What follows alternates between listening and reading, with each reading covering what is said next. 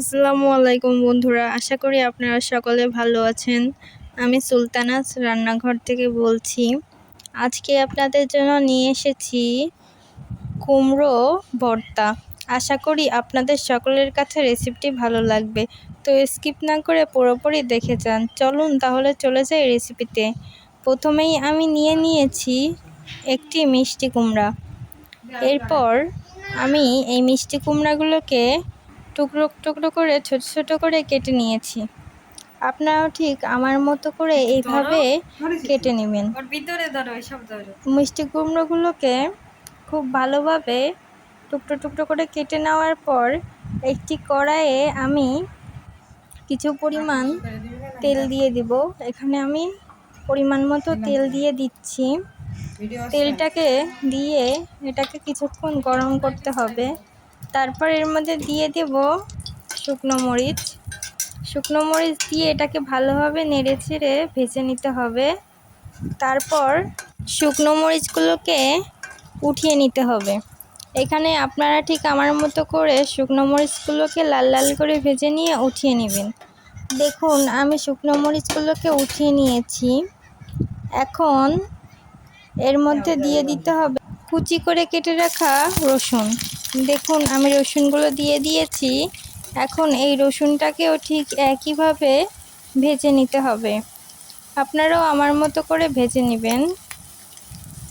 রসুনটাকে ভেজে নেওয়ার পর এর মধ্যেই পেঁয়াজ দিয়ে দিতে হবে। দেখুন আমি খুব ভালোভাবে রসুনটাকে ভেজে নিয়েছি। রসুনটা এরকম ব্রাউন ব্রাউন কালার হয়ে যাবে। এরকম কালার চলে আসলে আপনারা এর মধ্যে পেঁয়াজ দিয়ে দিবেন। আমি এই পেঁয়াজগুলো আগে থেকেই কুচি করে রেখেছিলাম। এখন রসুন এবং পেঁয়াজ দুটোকে ভালোভাবে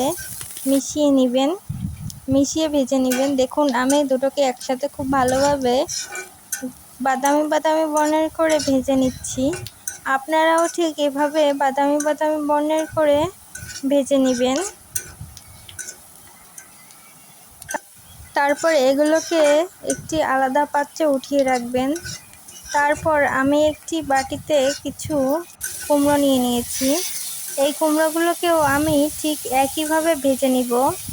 আপনারাও ঠিক আমার মতো করে এভাবে একের পর এক ভেজে নেবেন।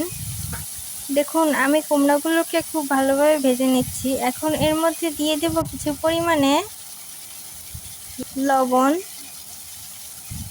লবণ দেওয়ার পর কিছু পরিমাণ হলুদ দিয়ে দিতে হবে। তারপর লবণ, হলুদ এবং কুমড়ো খুব ভালোভাবে আবার ভেজে নিতে হবে। দেখুন আমি ভালোভাবে নাড়িয়ে চাড়িয়ে ভেজে নিচ্ছি। আপনারা এই কাজটা মিডিয়াম হিটে দিয়ে করবেন। চুলার জালটা মিডিয়ামে রাখবেন। কুমড়োগুলোকে লাল লাল করে ভেজে নেবেন। দেখুন আমার কুমড়োগুলো প্রায় লাল লাল হয়ে এসেছে। আপনারাও ঠিক আমার মতো করে এরকমভাবে লাল লাল করে নেবেন। অতঃপর কুমড়োগুলোকে এখন উঠাই নেবেন। দেখুন আমি এখন সবগুলোকে উঠিয়ে নিচ্ছি। এখন আমি সেই ভেজে রাখা ঝাল কুমড়ো, পেঁয়াজ এবং রসুন নিয়ে নিয়েছি।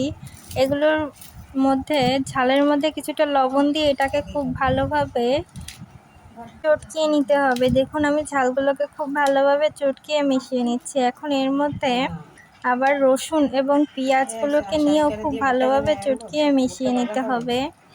আপনারাও ঠিক আমার মতো করে প্রথমে ঝাল, তারপর পেঁয়াজ রসুন দিয়ে চটকিয়ে মিশিয়ে নেবেন। অতঃপর এর মধ্যে কুমড়াগুলোকে নিয়েও খুব ভালোভাবে চটকিয়ে মিশিয়ে নিতে হবে। দেখুন আমি এখন সবগুলো মিশ্রণকে খুব ভালোভাবে কচলিয়ে নেব। কচলিয়ে নিলেই তৈরি হয়ে যাবে। এখন এর মধ্যে কিছু পরিমাণ সরিষার তেল দিয়ে দিব। অবশ্যই আপনারাও সরিষার তেল ইউজ করবেন, তাহলে এর স্মেলটা অনেক সুন্দর আসবে। দেখুন আমি এখন এগুলোকে আবার খুব ভালোভাবে কচলিয়ে নেব। কচলিয়ে নেওয়ার পরই তৈরি হয়ে যাবে আমাদের কুমড়ো ভর্তা।